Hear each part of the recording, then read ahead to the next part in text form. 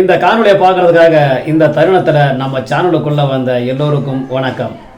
April 14 சித்திரை 1 இந்திய அரசியல் சட்ட மேதை டாக்டர் பாபா சாஹிப் B.R. அம்பேத்கர் அவர்களின் பிறந்த நாளை முன்னிட்டு கிருஷ்ணகிரி மாவட்டம் வேப்பனப்பள்ளி ஒன்றியம் எட்டிப்பள்ளி ஸ்ரீ ஜட முனீஸ்வரர் ஆலயத்தின் பகுதியில் அம்பேத்கர் திருவுருவ சிலைக்கு மாலை அணிவித்தல் நிகழ்ச்சி ஸ்ரீ ஜட முனீஸ்வரர் ஆலய நிறுவனர் மதிப்பிற்குரிய எம் சகாதேவப்பா அவர்கள் சார்பாக நிகழ்ச்சி ஏற்பாடு செய்யப்பட்டிருக்கு.